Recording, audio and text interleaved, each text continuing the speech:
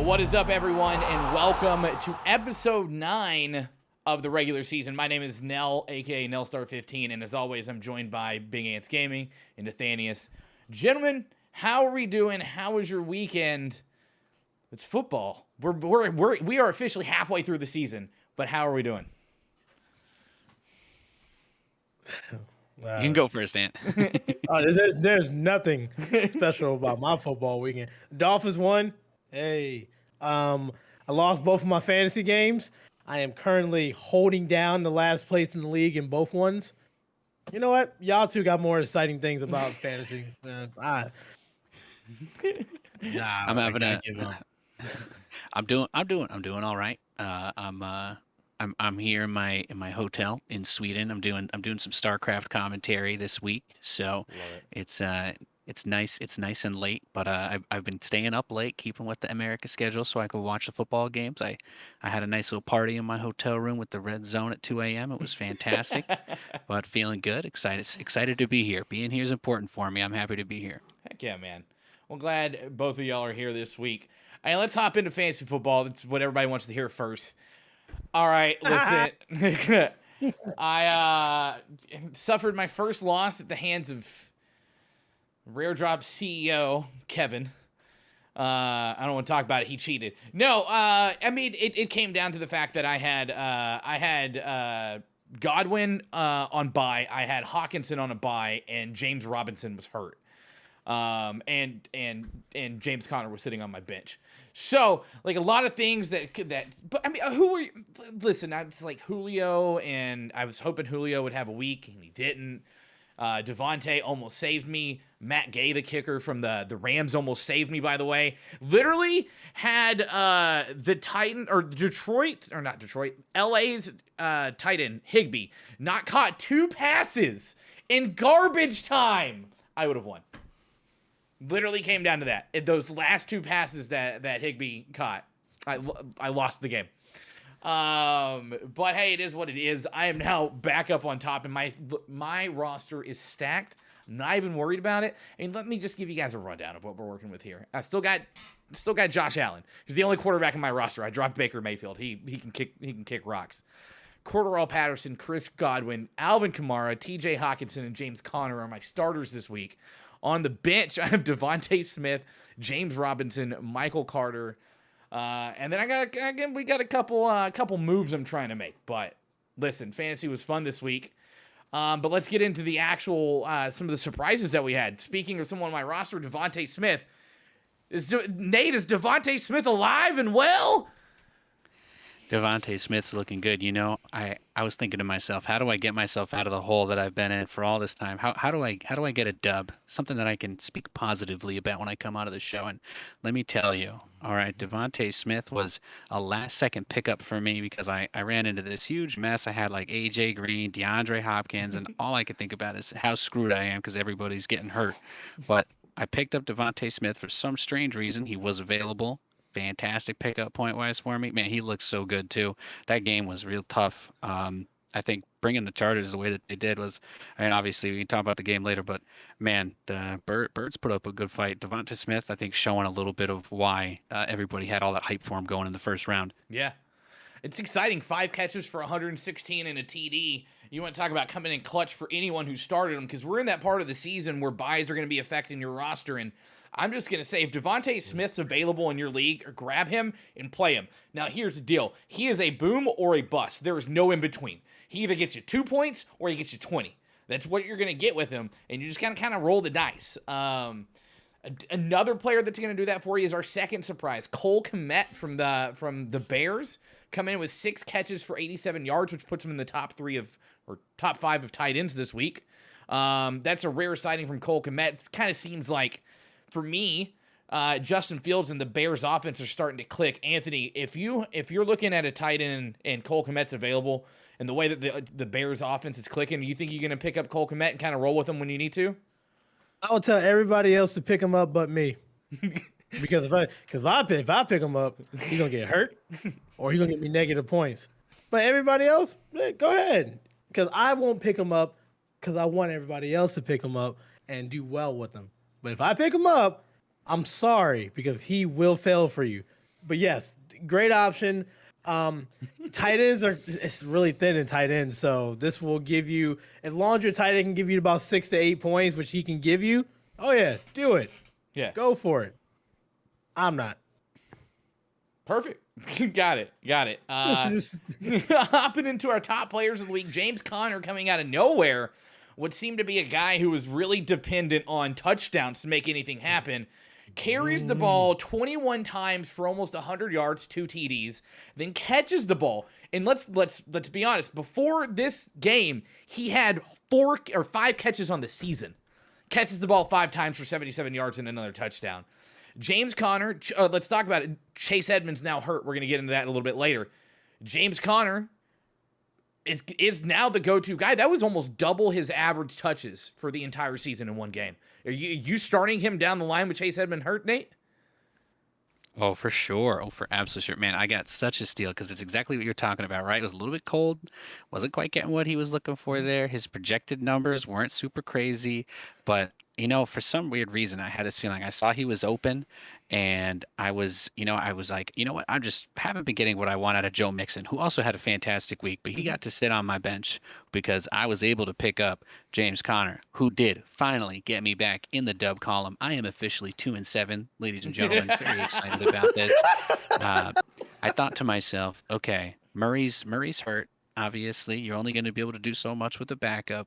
This is where James Conner goes, full Greg Jennings and puts the team on his back, and that's exactly what he did. What an absolute feast this man had. I greatly appreciate the 40 points he scored for me. I just wish I had started him. If I had started him over literally anyone else on my roster, I would have won. Literally anyone. It's wild. Not many 40-point players in a week, so I agree with you there. I mean, and probably would have swung a lot of games. In Kevin's stupid scoring system, he only got me 33, but here we are.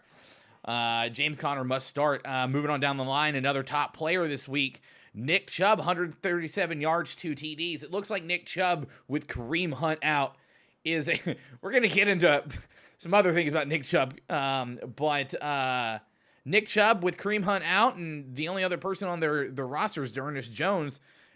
Anthony, Nick Chubb, when available, is a must start no matter what, correct? Oh, absolutely. You have to start him. Can I tell y'all something fascinating? Yeah. So I gave up on fantasy football. I did. I checked before we started, and I lost two games. I have a third team, and I forgot. I was like, all right, while y'all talking about how good James Conner did, and he was on my bench, I was like, let me see how my game went. I lost by 64 points. In your third league? Yes. I don't understand football. So you're just like really bad in a ton of leagues. I don't understand. I don't get this.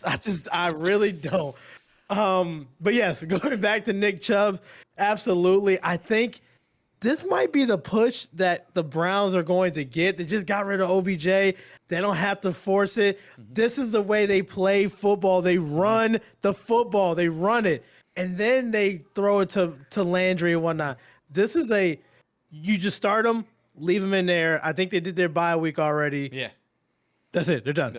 We're good. Yeah. Agreed. And then in San Francisco, everyone ring the bell. We had a George Kittle sighting this week. 6 catches, 101 yards, and a touchdown. I'm just going to take this one. I'm going to tell you right now, it's too early to rely on George Kittle to win games. This is really his first major game this season. I still think he is. If you have him on your team, obviously you're not starting any other tight end unless somehow you have Kelsey or Gronk.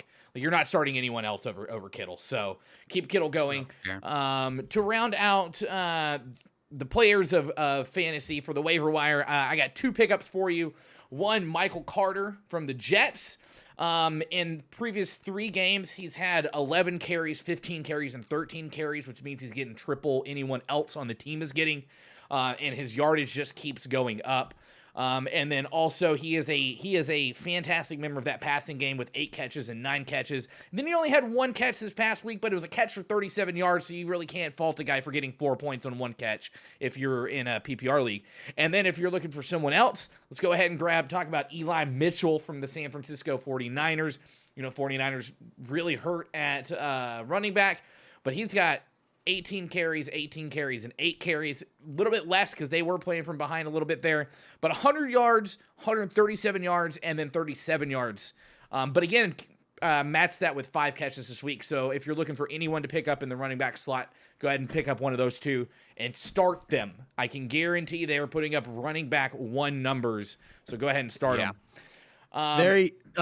A lot of buys this week, so that's gonna be some good pickups. Yep, a lot of buys this week. This is Buy-Mageddon Part 2. Week 7 was Buy-Mageddon Part 1. But to round out fantasy, Nate, we have a section called Nate's Loss of the Week, and you didn't lose. So how are we going to format this? What happened? It was incredible. You don't have Derrick Henry anymore. I got so lucky because somebody else in my league was saying, "Oh, James Conner, he just really hasn't been performing for me," and I don't really know or care who their other running back was, but them opening the door there, I'm like, Murray's hurt is going to open things up for me. I have, of course, I still got a star-studded lineup outside of that, but they just haven't been able to get me the dubs on Lamar Jackson, Josh Jacobs, Justin Jefferson. But it seems like the secret sauce for me was I picked up this week because of the injuries. I picked up Devonte Smith and James Conner, and the exact amount of points they gave me is how much I won by, which was about 40 between the two of them. So that was, that was just beautiful. I don't remember what it's like to see the victory screen. I didn't even know there was like an animation on the NFL app when I do it. It's like, oh, you won. I'm like, I haven't seen this before. It's been 80 years, Jack. It's beautiful. It's absolutely beautiful. It's a good time. It's a good time. Perfect. Well, let's go ahead and hop right into the Week 9 recap. We're going to kind of rapid fire at these. Let's just talk about it. Sam Darnold's a piece of trash. I don't like him. He's got 9 touchdowns and 11 picks on the season. He's hurt. And then, I'm going to get into it. We got a bullet point for this. But bullet points we have here. Cam Newton and the Panthers have been trending on Twitter since Sunday. But McCaffrey's back. Let's talk about that. McCaffrey on limited snaps, playing about half the snaps of any other running back, gets 107 yards. I think Carolina's doing it right by playing him limited. But what's going to hurt Carolina the most is they lost both their left tackle and their center to season-ending injuries. So enough on the Panthers. Cleveland gets rid of Odell Beckham Jr., and then comes out and just absolutely smacks the Cincinnati Bengals. Anthony, what is going on? Now, this has happened to 2 teams now that have gotten rid of OBJ and have looked better in the process. Cleveland getting rid of OBJ, how do you think that improves them moving forward, or why do you think it improved them? Because you don't have to force the ball to this guy anymore. You don't have to hear his rants, his Facebook or Instagram posts. He got his dad doing highlight videos on Instagram. Exactly. Like, you don't have to deal with it. You already got a diva himself in Baker Mayfield. They have a good offensive system, is running the ball. You saw it towards the end. They were just forcing it down the field to Odell, and it just looked terrible. So you don't have to do it anymore. You can play your style. They're now in my top 5 in the AFC. I think and I believe that they're going to win that division, and it's going to be because Odell is gone. That doesn't mean that Odell was the issue. It's just the fact that it wasn't the right system. It wasn't the right system. New York should have just, New York didn't get better when Odell left. They didn't. Dear God, they didn't. But I think Odell, we're going to talk about later, there's a team that I'm looking forward for them to pick him up that will fit, but it just didn't work in Cleveland. They tried, get rid of him. Nate, let's talk about the locker room mentality. The locker room mentality for Cleveland. I was so ready to talk about this because it's, like we were saying, if you're one of those struggling teams, right? It's like, and I think as a Jets fan, you look at the Browns and it's exactly what you want, right? You get the quarterback that can play. I like Baker Mayfield. He's cocky, he's confident, but he seems like the kind of guy that, when things don't necessarily go well, he's not trying to trash everybody and tell them it's their fault. And I get that vibe from a lot of the players on the team. And we've had this conversation a few times over this season, but it's about having a group of guys that are willing to rely on each other, that trust each other. And OBJ is not somebody that I ever saw fitting into that picture, no matter how talented he is. I'm not going to go as far as to say that he's bad or washed, but he's got to be on a team of people that are out for themselves. That's where he needs to be. That's where his style is going to be good. Where he has that douchebag quarterback, maybe, like a Tom Brady or something, wherever he ends up. But I think for the Browns, you need people that are in on the system, that are in on the culture change, and that's for me, I think they're going to actually be even. I think they are a team that can improve from losing a guy like that, because I just can't even imagine the kind of stuff that OBJ must have been saying in the locker room, or the things that he didn't say, right, after a tough game that team needs to have out of somebody like that with that star power. Yeah, I agree. I think whenever you have someone like OBJ, and this even goes to someone like Cam Newton, it's like they need to be the leader of the team, right? And whenever Odell Beckham Jr. is constantly speaking negatively about everything that's going on around him and the team, that can't do anything good for the team. And that brings everyone down. And, I mean, Anthony, you hit on it. They are a run-first team. Now, they only ran, let's be honest, they ran 44 plays this game on offense. But I think in doing so, in doing a run-first with Nick Chubb carrying the ball 14 times, and then D'Ernest Johnson running at 8, they were allowed to let their defense rest and their defense do all the talking for them. Because I even said it before the season started, Cleveland's defense is stacked. There's no doubt about it. I mean, first of all, you look at the line, you Clowney and Myles Garrett. So, like, that in and of itself is something special. But their secondary is great as well.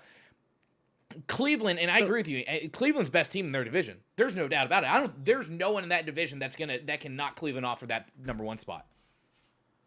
And what's interesting is when you get later in the season, you want to rely on physical, your run game. That's why Tennessee is so good towards the end of the season in the playoffs, because they had Derrick Henry that could just beat you up. If you look at the schedule going forward for Cleveland, they're going to a cold weather place in New England next week.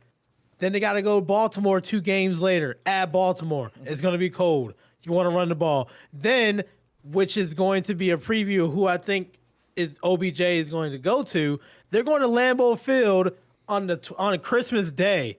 Gee, it's going to snow. Oh, they're going to be 7 feet of snow. Yeah, so you're not going to throw the ball. And then the next week after Lambeau Field, they go back to Pittsburgh. At Pittsburgh, it's going to be cold weather. You want to run the ball. The Browns are set up for this playoff run, and I see good things coming for them finally. I agree. I agree. You hit every point there. The run first team going to cold places, they are more prepared for the rest of their schedule than anyone else probably is. And I mean, let's talk about the teams that they're playing. New England with Mac Jones. Like nothing special really happening in New England. Now, if Cleveland cannot contain New England's run game, because New England's becoming a run-first team, then that's going to be a decent matchup. But I'm still not sold on Baltimore. Listen, Lamar Jackson's a stud, and I love what he's doing on the field, but I'm not sold on the rest of the team in Baltimore. And then, I mean, then you got to play a baked potato. So, it just happens. So, with that being said, speaking of teams that we thought were going to do good and then just got demolished, the Dallas Cowboys getting absolutely destroyed by the Denver Broncos. Nate, was this a sign of Dallas just being pretenders in games against contenders like the Bucks? Or was this a one-off fluke and Teddy Bridgewater's like, hey, by the way, I'm still good? I really have absolutely no idea. I watched this game and it was just mind-boggling the entire time. I think the rating-wise, or at least like PFF and all that stuff, which I don't try to put too much stock into it, but like those young players in the secondary that we got so hyped up about early on in the season, demolishing on the Jets and all that, but they had like one of their worst games in coverage and just let so much through. But what really is mind-boggling to me is I don't understand how on earth that offense doesn't score like at all. I don't know. What happened to the game? What happened to the game plan? Like, my mind's boggled, Anthony. This is the exact game plan of Dallas. They do this every freaking year. This is why I said in the beginning when we talked about predictions in the NFC East that it's gonna be won by like 8 games. Look. They don't play up to their level. They always play down. this was an easy win for Dallas, and they did not come through. We're starting to see it. It's in November is when they start to tank, when they start to have issues, and then God, when they go to December, they forget football. Period. Let's watch again. Let's see if Dak can push them over the hill this time around. But man, I was so confused with. I didn't think Teddy Bridgewater was going to put up 30 points. Yeah. Didn't think. Speaking of things we didn't expect, the next two games we're going to talk about real quick. The Giants upsetting the Las Vegas Raiders. Now, let's be honest. Vegas is going through a bit of a period right now. In 3 consecutive weeks, they've lost their coach, a first-round pick from last year, and another first-round pick from last year. Is all of this catching up with the Raiders? Or, hear me out, because in the past 3 weeks, the Giants have played good football. Are the Giants getting their shit together? What, Anthony, what do you think it is? I'm going to hold off on the Giants playing good football for right now. And I am going to go with the other one that Vegas is man, they had a lot of it's not unfortunate, but man, it's bad timing. Your coach, then Henry Ruggs, and then that other guy, Damon Arnett. I saw the video. Oh my God! Like what is unreal? My thing is, you hire counselors, you hire people that should teach rookies not to do stupid stuff. Like you should. Like we talked about it with Henry Ruggs last week. That you got drivers that will take you places.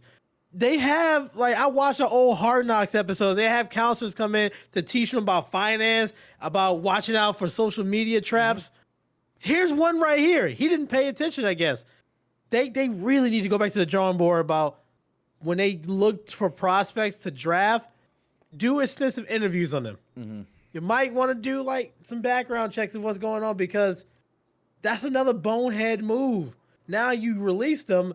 And he was a top 20 pick. He was, yeah. So Henry Ruggs and Damon Arnett were their two, because they had 2 first-round picks last year, 2020 first-round picks, both of them.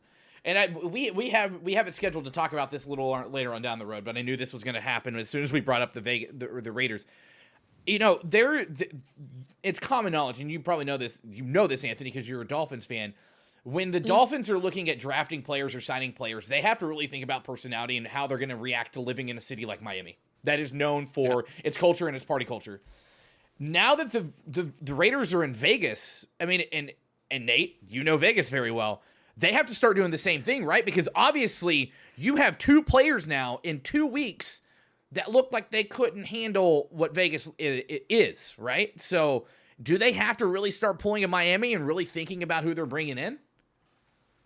Yeah, definitely. Man, I lived in Vegas 2 years so far, and I think I'm pretty good with my vices, but the amount of temptation that's everywhere is absolutely unreal. I can't imagine what it's got to feel like coming in, being like 21, 22, have millions of dollars, and there's all that in front of you, right? And it's some young men making some really poor choices, and they need to evaluate you better. And I don't know, you got to add like a whole new division to your team just for like trying to keep people on the right track. Because I don't know, man. Like this stuff happens, especially like the Ruggs thing was just so unfortunate in the way that went down. Like it was so messed up. But there has to be a way to try and educate people coming in a little bit better and try to steer them along the right path.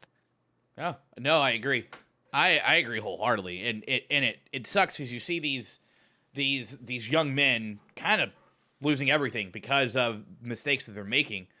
And I don't want to sound like I'm not empathetic to what's happening to both of them, but in them doing so, they're also sacrificing the primes of the careers of the likes of Darren Waller and Kenyon Drake and Hunter Renfrow. So you're not only putting your livelihood on the line, you're now sacrificing what other people are doing and the amount of time they have to make money, right? And everybody in the organization is trying to play by the rules and do right by each other. And when you do that, I mean, you screw things up for yourself, but you're taking a dump on the hard work of every single person in that organization who's trying to do things right. Yeah, I agree. And it's the way Miami has operated, you see that it's worked for them. And I think Vegas needs to take that mentality. of you have to be careful with who you bring in. And that goes for anyone, whether it's a rookie or a veteran. Like if there are certain people that you wouldn't bring to Vegas. You're not going to bring a guy, like just case in point, Kerry Collins was still in the league. You're not going to sign Kerry Collins to go play in Vegas as a recovering alcoholic. You're not going to do it. So you have to look at the history of that person. And I don't know, Anthony, what are you thinking here? What does Vegas do? Hit the reset button. Mm-hmm. It will be boring. The drafts will be boring. You need to draft safe. You need to be like really safe about who you pick. Mm-hmm.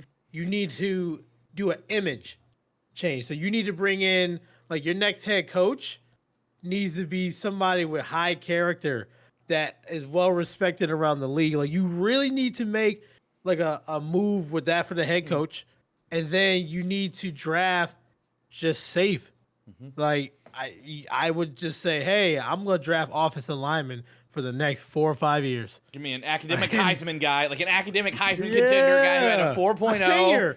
A senior that had 4.0. Yeah, Come on in, change the Not way a bad we look. idea. No, I agree. It's a culture. You have a good team, but It's not even just for them anymore. I mean, too, because I mean, locals obviously not happy with that kind of stuff going on, right? Yeah, they need a big culture change. And you hate to see it. And again, I don't want to seem like I'm not being empathetic to both Damon and Henry because they are young men that had a lot of life left in front of them, and stupid decisions, derail that. And I have no tolerance for people who drink and drive, especially if you put other people at harm like Henry did. So, unfortunately, he gets what's coming to him. That being said, we'll move on down the line. Another upset this week. The Jacksonville Jaguars beat the Bills, and Josh Allen beat the crap out of Josh Allen. Man,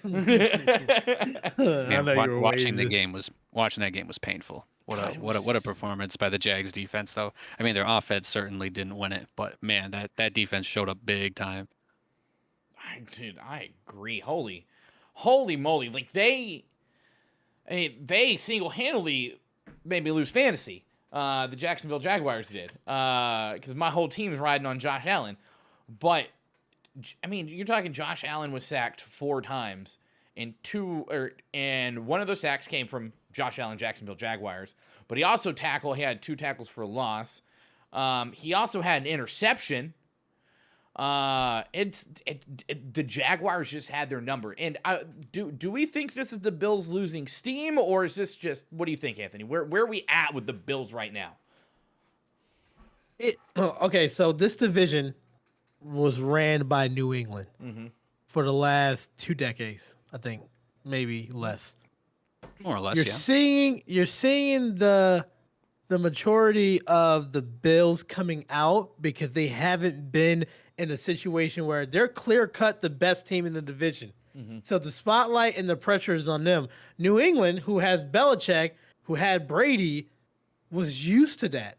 So they embraced it. They knew how to. I think the Bills are still young. Allen is in his 3rd year. They're young, a young team, but they don't know how. I don't feel like they're ready yet to take that step of, we know that we're the best, so we're going to play like it. Because you do not lose to the Jaguars. Dear God, you don't lose to a rookie quarterback. You don't put up 6 points to arguably the worst team in the league. I don't know. The Detroit Lions were yelling at you for calling the Jaguars worse than them. Yeah, you're right, because they did lose to a bye week. So I have to reevaluate who I like in the AFC, because that's just a bad performance. It really is. Well, I mean, we obviously don't like the Dolphins. Let's just talk about this game real quick. The Dolphins beat the Texans. It was 17-9. That was great. There were 9 total turnovers in this game. Fantastic. I think the greatest thing I saw is Brissett gets picked off by the Texans, and the next play, Tyrod Taylor gets laid out and fumbles the ball. Yeah, perfect. Great defense. Great. But, I mean, I just wanted to throw this in there. One, because Anthony is a Dolphins fan, but also because we do have to show some love to teams that aren't winning. And the Dolphins did win, so props to you. You beat Tyrod Taylor and the Houston Texans, who have traded away half their offense. Don't talk down to the Houston Texans, all right? They can beat the Bills next week. If the Bills keep playing down to their opponent's level, they probably will. You know what's scary about this situation? I was looking at the standings for the AFC. The Patriots are now currently in the playoffs right now.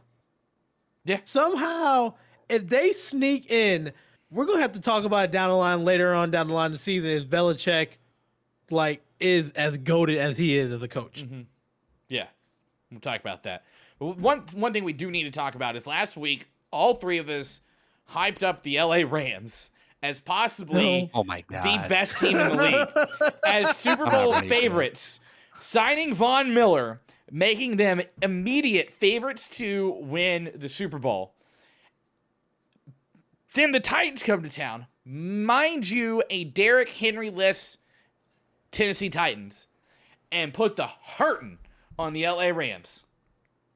So with that being said, Adrian Peterson did Adrian Peterson things besides the fact that he averaged 1.9 yards per carry. This is more about the Titans defense that showed up and made Matt Stafford's life living hell for 4 straight quarters. What does this say about the state of the NFC, or who's the favorites? And we have Arizona. Let's keep Arizona over there because they whoop some ass with Colt McCoy, and that's a whole different conversation that we need to have. Are the Titans behind Arizona now?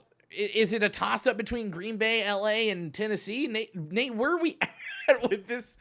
This game was so confusing, dude. I'm like, I still think about, I'm like, well, who have the Titans lost to? And I'm like, the Jets, but like, is Zach Wilson Jets too? And I'm like, I really have watching them play is like, it makes me feel like I don't know anything about football. This team really came together. It feels like they got fueled almost by people saying that injury was going to completely knock them out. And I have to imagine the coaching staff was really trying to hammer that in, that everybody's counting them out.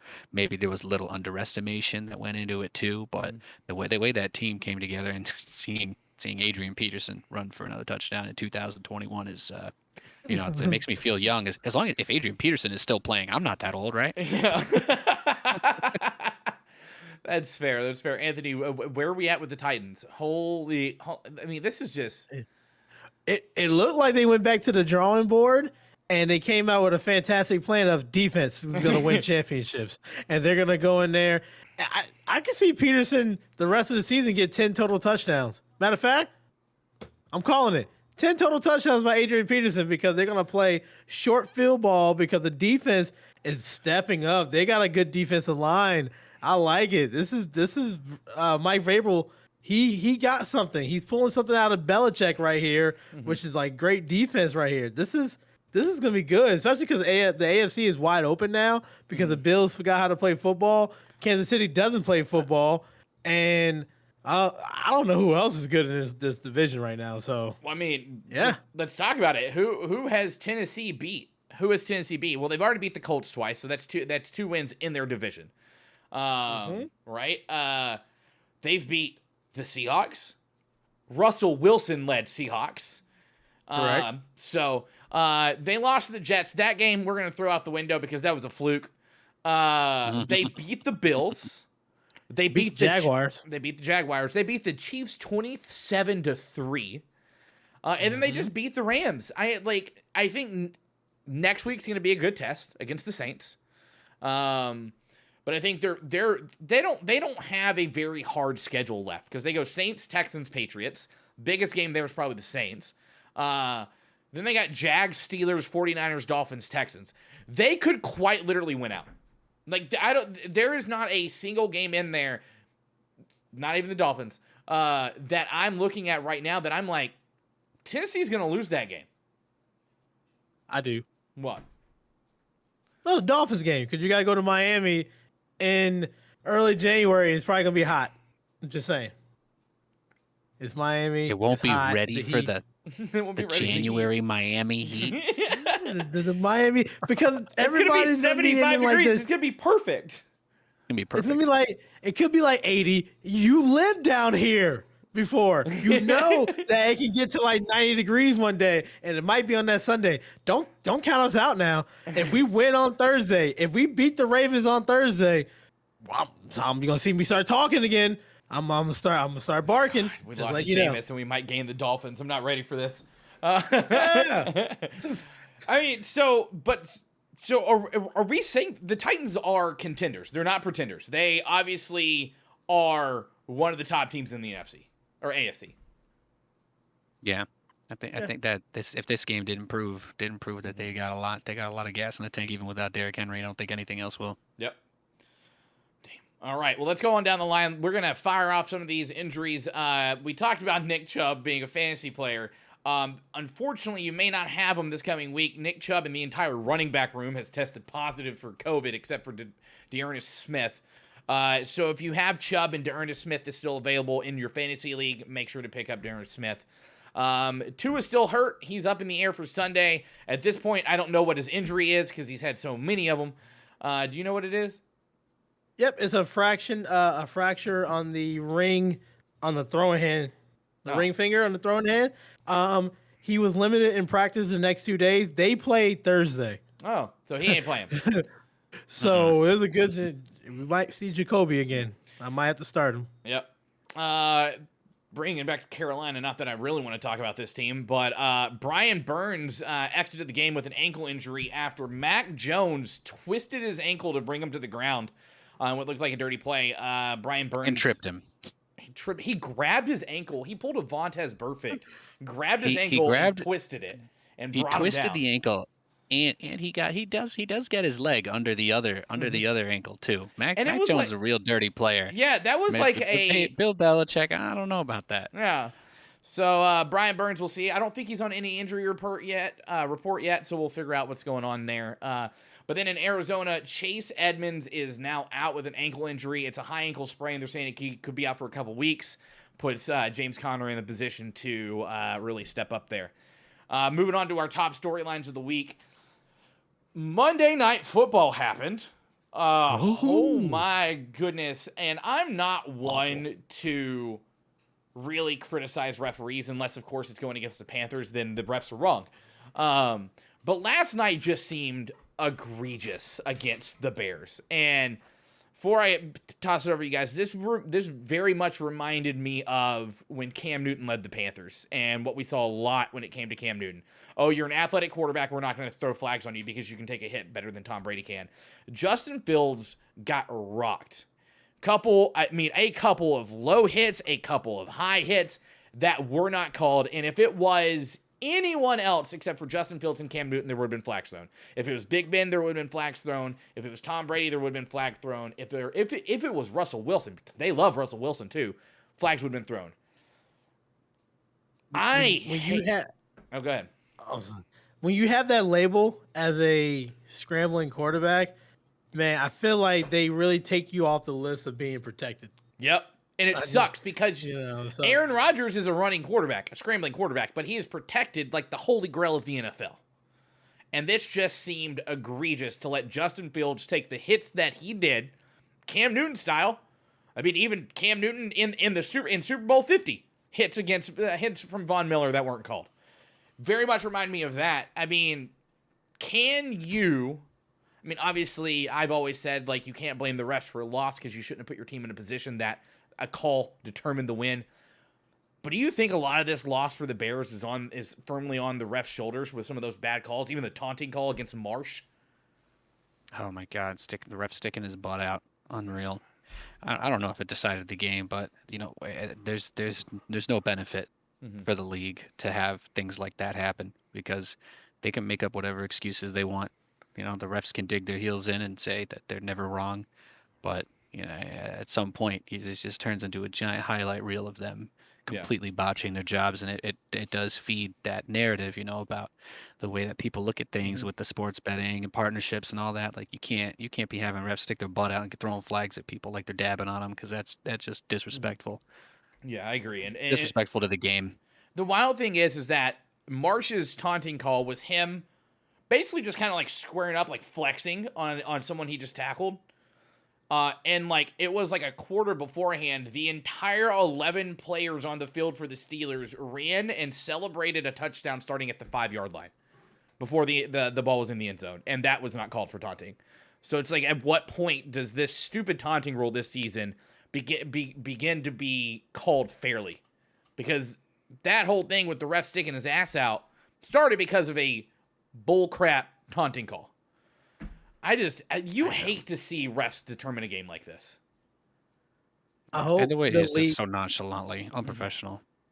yeah, I hope the league meeting they go back and revisit these rules and how the ref are refereeing, because he stuck his hip out and then threw the flag and said it was taunting. Why did it take you so long to say that was taunting? First of all, let the man celebrate. Like, you work hard in the off season, you work hard in the gym, you work your way to the NFL, and you made a play. Don't be mad. Let the man celebrate. It was a big third down sack. Let him go. And and the fact that you go back and you watch what happened. Go back and watch what happened, right? And you look at Corriente, whatever that stupid ref's name is, and you look at what happened, and he looks Marsh dead in the helmet, and then steps back. Like it's just, again, it's egregious. And yeah, I hope someone in the NFL officiating office is looking at that, because that whole game was a bunch of bullshit, if you ask me. But let's talk about the AFC. We just talked about this a little bit, but the AFC is wide open. I mean, the only team that stands out, we just talked about the Tennessee Titans. Outside of the Titans, who is firmly in grasp of second place of the AFC? What's going on? I mean, the Raiders can't get a win against the Giants. Who the heck knows what's going on with the Chiefs at this point? The Chargers had steam and they've lost it, but then they gained it again. But they're barely winning games. And Nate, what is let me the AFC is so wide open that I'm not sure anyone in that division can beat anyone coming out of the NFC, out of the playoffs. So, what do you think? Who do you think really, outside of the Titans, who are we looking at for the AFC? It's so absurd, because it's still like, obviously the record speaks for itself, but like the Titans, like should they be considered the top contender? I think they're great. I think they're good, but without Derrick Henry, like, do I see this team making like a super deep run through the playoffs? No. I look at my crystal ball and there's nothing, because the Bills are playing down to their opponents. The Chiefs feel like they're collapsing, and every other team is like just taking random L's. But I don't know if I've ever had a question mark on the AFC this big at the start of the season. Like, yeah, obviously you say Chiefs and then maybe Bills, but then that's not been the way that things have played out. And I don't know. Is it still possible for us to wild card this if Mike White becomes the god? He's in this week. I mean, let's even talk about this. The AFC West. Every single team in the AFC West has 5 wins. They're either 5-3 or 5-4. There's 8 teams in the AFC that has 5 wins right now. Like, this is such like mediocrity right here. Everybody has 5 wins except for the Ravens Jets, and the Jaguars, Titans. and Dolphins. Yeah, and then I don't even like Nate said, I don't believe in the Titans. I don't believe in the Ravens, because Justin Tucker, if he doesn't become God, they're easily in that 5-win category. This is ugly. That's why I said Cleveland can easily creep up to the top tier. Okay. But this is tough. So Baker doesn't tackle somebody else and break his arm again. I think the Cleveland Browns are poised to be one of those threats. Okay, so Cleveland's the threat for the AFC. All right, so Odell Beckham Jr., speaking of Cleveland, released by the Browns after restructuring his deal, hopefully to get picked up by someone. Did not get picked up on waivers yesterday. Where does Odell land? We'll start with, I know Anthony's itching, so we're starting with Nate. What do you think? Where do you think, who do you think Odell fits best with right now? The problem is, it's like, right, there's no team that's trying to do that culture revamp that we were talking about wants him, right? And he's clearly stated, they've already said that he's going to cause problems if a non-contending team takes him. So it's like, like I try to imagine in my mind. I'm like, what happens when Lamar talks to Odell, like in a hypothetical situation? Like, I don't know. Lamar kind of crosses me as a leader type, right? He's got that swagger, but do you really want to bring somebody in who's gonna make everything about themselves? And now you're guaranteed huge media attention, and you might even get a little Twitter TikTok video made by his dad if you don't feed him the ball enough. Like, who wants to deal with that? And it has to be like a must-win team, but like who can command that ego? Because I mean I'll be honest, I could straight up see like if he's in the same locker room as Brady, I see them getting into a fight. Yeah. What do you think, Ant? Who you got? So Nate said earlier in the show about a carefree type of environment where he can just do what he wants to.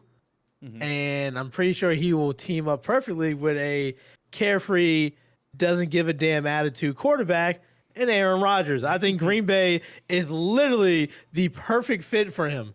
He can be Odell. He will get the touches because he's going to be split in Devonte Adams.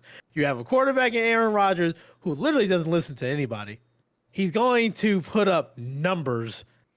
Unfortunately, if they get Odell, which Odell said his preferred choice is Green Bay, that will literally propel Green Bay over Tampa Bay, in my opinion, as the best team in the NFC. And people are going to hate it, but now Aaron Rodgers, he's going to come back and play that villain role, that bad guy role, and he likes that anyway because he doesn't give a damn. Oh, this is going to be scary. I think one team that's going to be able to control the media storm that is OBJ is, in my mind, probably one of the favorites to grab him right now and is in need of a little help after what's happened this season. But I think Seattle's in the running to get Odell Beckham because you put him with Russell Wilson, and you got Russell who the media adores Russell Wilson. Does Russ want to put up with? I guess he wants to win, right? He wants to win. Russ is old enough to deal with it, I guess. Yeah. Huh? And if there's another quarterback that can kind of quiet it down, Russ is one of them. And then, I mean, probably. Really, is Odell going to stand up and cause a stir with DK Metcalf standing in the locker room next to him? DK Metcalf would eat him. Two superhumans. He would eat him. Man. He would. So I think Seattle. We got Green Bay. Nate, you mentioned maybe Lamar can control him. So when Baltimore goes out and gets him, so. We'll have to see when it comes to OBJ. But that's some of the top storylines from the NFL this week. Besides Aaron Rodgers being an idiot, and just Google it at this point. Aaron Rodgers lied to everyone and was only fined $15,000. So, with that being said, our rookie recap. We have some new names on this list. Finally, we get to talk about the highly touted second-round draft pick of the New York Jets, Elijah Moore, coming up with 7 catches, 84 yards, and 2 touchdowns, with Josh Johnson throwing the ball. At this point, the Jets are just, hey, can you throw the ball that way? Great. All right, you're in. But it looks like it worked out for Elijah Moore. Nate, is there anything that we need? Is this a fluke with Elijah Moore, or is it going to become something a little bit more consistent that he's going to be a focal point of that receiving core? Yeah, no, I mean he's going to be establishing himself as the number one guy in New York receiver wise. The movement he has, the separation he gets is unreal, and as weird as everything is, even though they're on to the third string quarterback, I talked about it before, but I think the offensive coordinator getting up in the booth instead of being on the field has completely changed the flow of that Jets offense. Mike LaFleur's got a lot better eyes on the way that those defenses are packaging up and squaring up, and I mean they're doing this with a third string quarterback. All you got to do is get Zach Wilson to start throwing checkdowns, or who knows, maybe Mike White comes in and just lights it up next week. He should be back, but Elijah Moore is going to keep feasting as long as this offense is rolling the way that it is, because he is. I mean, you talk about his performance now, it looks good, but even earlier in the season when the Jets were really struggling, he was the only open guy on a lot of those plays, but obviously Zach couldn't quite get it to him rolling out to the right every play. Fair. We'll pop through the next two real quick. Mac Jones taking a step back in what looks like a little bit of progression that he had, only completing 12 passes out of 18 for 139 yards with a TD and an interception. There's not much to say about Mac Jones. We don't really know what we're going to get with him yet. So, I mean, except for maybe a broken ankle to whoever he's playing. But a name we haven't mentioned yet on Rookie Recap, Pat Friermuth out of Pittsburgh, coming up with 5 catches for 43 yards and 2 touchdowns. It looks like Big Ben has his new favorite red zone target in Pat Friermuth. Excited to see what's going to come from that tight end. And then Anthony, one of your guys that you love to watch, Justin Fields, looking like a franchise quarterback Monday night, 17-29 for 291 with a touchdown, but another 8 rushes, 45 yards. Is this a glimpse of what we're going to see from Justin Fields every week? Yeah, he's gonna take his bumps. I'm excited that he is getting the time, the playing time. This is the right decision. Let him play.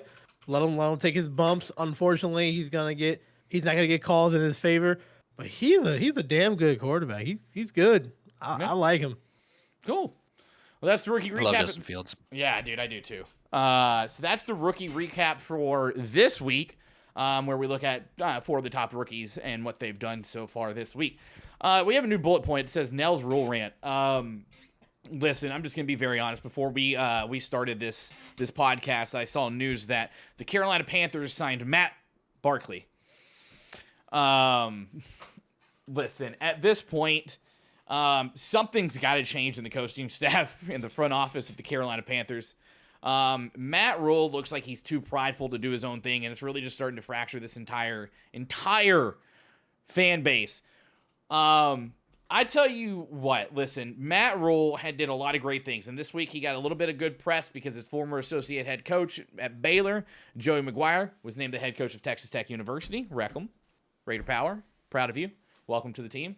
Hope you enjoy Lubbock. No one does. It's a shitty city. Anywho, that's the only good thing coming out of Matt Rule. The guy's non-committal on Sam Darnold, refuses to admit that he made a mistake with Sam Darnold. And for everyone who is clamoring for the Panthers to sign Cam Newton, you can't tell me confidently, Matt Rule, Scott Fitterer, Joe Brady, I'm looking at you. You cannot tell me confidently that signing Matt Barkley was a better decision than signing Cam Newton. You cannot tell me that. Matt Barkley, who has, I think, in his career, 11 touchdowns to 22 interceptions over the course of the past 9 or 10 years, you can't tell me that Matt Rule knows what he's doing with this team anymore. I think Matt Rule's probably on the hottest seat of every coach in the NFL, and if he doesn't figure out some way to turn this team around and make a wild card, I bet you Matt Rule's out. And frankly, I'd be okay with it. Because, like, this whole rebuild the team like he did in Temple and Baylor's not going to work in Carolina. Matt Rule looks lost. He looks like he doesn't know what he's doing. His coaching style is not working. They took a risk on Sam Darnold and picked up his 5th-year option. So now we're in QB purgatory for the next 2 years. Like, yeah, we're back to Jimmy Clausen 2.0. I'm really excited to be here. I'm not trying to be a devil's advocate, but has he really looked that bad? Yes! Sam Darnold? Because you was really hype about him the first 2-3 games of the season. Have you watched him since then? Everybody goes through bumps in the road. I mean, even Jameis. 7 touchdowns to 11 interceptions and hasn't rushed a touchdown since. The Panthers have scored 1 touchdown. 1 touchdown in the past 3 games. It happens. They ran into some good defense. They're trying to figure out some stuff on offense. It happened. Now my problem is I didn't know Matt Barkley was still a quarterback. I didn't know. I thought he was on like CBS or something. I didn't know that. He probably was. Give us a few more draft picks. We'll send you Josh Johnson or Mike White. No big deal. No, can I ask you a question? You want Sam Darnold back? You can have him. You can keep him. We'll just take the picks. A beautiful question for you now. Let's say Matt Barkley comes out and he is dropping dimes. He is literally the next best thing in Carolina. Are you going to go back on what you're saying about your coach? No, because there's no way that happens. It's Matt Barkley. I mean, you saying that, but let's say Matt Barkley, like, he went back to There's the a drawing board. reason he's never been a starter outside of his first year. He was good in college. So was Sam Darnold. Look, all I'm saying is you got to give people. We didn't know about the Jets quarterback. We know about Money Mike. We had no idea about Money Mike. You know who else was a good quarterback in college? Graham Harrell. But here's the thing. We didn't know about Money Mike, and look how Money Mike did. He did. Look, Money Mike. We named him Money Mike after that game. So I don't know. We'll figure out something for Matt Barkley. Matty B. The new Matty B in town. There you go. Get out of here. Yeah, Matty B. If anything, we want PJ Walker to be a stud. The MVP of the XFL. But I'm just also on the table. There's so much surrounding the Carolina Panthers. Like there was even something that went viral this week. It's like the banner that's in the concourse of Bank of America Stadium, and it's the NFC Championship game from 2015, whenever they beat the Cardinals to go to the Super Bowl to play the Broncos, and mysteriously it shows Thomas Davis and Greg Olsen, but it doesn't happen to show the MVP that season, Cam Newton, who was in that picture when they took it. So it's like Carolina's doing a lot of bad things right now, and I don't know if I can fully be behind this team right now. Matt Rule looks like a chicken with its head cut off. Joe Brady, you want to talk about a guy who was interviewed for head coaching candidacy last season, Joe Brady at the age of 32, and whose head coach stock has crumbled? Like that offense looks like they don't know what they're doing. It looks like Joe Brady doesn't know how to call plays right now. That's my Rule rant of the week. Next week, though, Matty B. No, Matty B can step on a Lego. For next week, though, we got a couple big things to look forward to. Return of Money Mike. Are we excited up in New Jersey? You better believe it. And don't you hit me with that, okay? Don't you hit me with that. All right. I have to be quiet because it's 4 a.m. here, but I'll do my rant if I need to. Don't make me do it. And just to be clear as well, the official nickname from Mike White by both the GM and Ty Johnson, 2 people publicly interviewed from the team, he is officially Mike effing White. Just that's what they've been going with. All right. So I am excited to see him come back. Everybody was hyped about it last week. I don't know how he got some sort of like weird like nerve sprain or something on his thumb, like he just lost feeling in it, I guess, for like the most of the game. But I'm as hyped to see him play this week as I was last week because, well, they said Zach's knee's not 100%, and they're like, well, we still want to see what we can actually do with Mike because obviously it could turn into trade capital next year or God knows what, just a good backup. Maybe be nice to have one of those. But I think that's still something pretty fun to keep one's eyes out on. You know what I'm not excited for? Sunday. Why? Because I'm gonna be sitting in Phoenix, Arizona at the Cardinals-Panthers game wearing blue, just sitting there like this. I'm gonna be really excited. Might win. Huh? Might win. You're Gotta believe. No, I can't. You're a really good friend, Anthony. Flying to Phoenix to watch my team get their literal faces stomped in. It still looks like we might have the return of Aaron Rodgers next week. Green Bay playing. Who are they playing? The Seahawks, who are getting Russell Wilson back. So if we do get Aaron Rodgers versus Russell Wilson, sure to be a game. Let's say they both come back. Anthony, who are you picking to win that game? Because you're getting the Seahawks that are desperate for a win, and Russell's coming back. And you get Aaron, I could catch COVID at any moment, Rodgers. Mr. Immunized is going to throw 4 touchdowns. He's going to win that game. I'm letting you know, regardless of it, he's coming back as a villain, and he is going to whoop ass. Like, he's going to throw 4 touchdowns. And every single positive play he gets, all he's going to be thinking about in his head is F everybody telling me what to do. He's going to mock it. He's going to do some type of celebration. He's going to mock it. He's going to mock all this stuff that's going on. He's going to do the injection celebration when he's the ball. He's going to do everything to piss people off. Yeah, he's going to win. And then wrap it up with my game of the week. Titans versus the Saints. Now, the Saints, obviously, we still don't know who their quarterback is. It could be anyone at this point. Titans and the Saints coming in. Is this the test of the Titans? Are the Saints because this is the only good team they have left on their schedule, the Titans. So, Titans have to win this, right? It's the Saints without Jameis. What do you think, Nate? Yeah, this is a really important test for them, and honestly, I think it's mostly just the test for the offense. They need to be able to produce. They need to be able to keep it up, and I mean, it's great to see Adrian Peterson even get a little bit of action, but like, yeah, as he plays more games, as he takes more hits, is he going to be able to keep that up? Are we gonna see them continue to work with this depleted roster? An interesting question. And the Titans in general just baffle me honestly. So I'm excited for that one. I mean, obviously, the Titans have to deal with Trevor Siemian, who threw for 250 yards and 2 touchdowns. Took him one game to throw for more yards than Jameis did in a single game all season before he got hurt. That's uncalled for. It's enough Jameis slander. The man's hurt. Okay. Come on, man. Let the man heal. Okay, just saying. You got a dirty hit. Just saying, threw for 250 yards, and Jameis never did that. Who do you got, Anthony? What are you thinking with this game? If Jameis was playing, we'll have a different story. But I just think now with the Titans' new defensive mindset, I think Peterson's gonna pop off 2 touchdowns, and I think the Titans should win this game. Cool.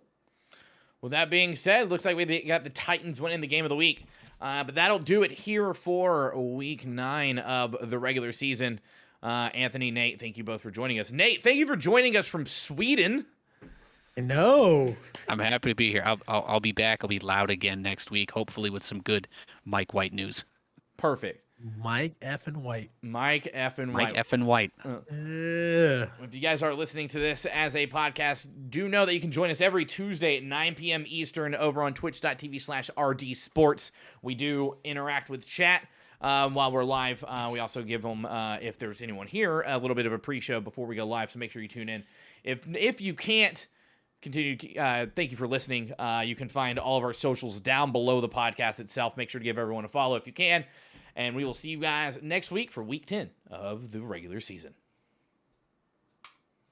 Recording done at exactly 1 hour and 1 minute, boys. We did it. Nice. It is sleep time. Is it good if I dip? I gotta go. All right. Later, chat. We're hopping off.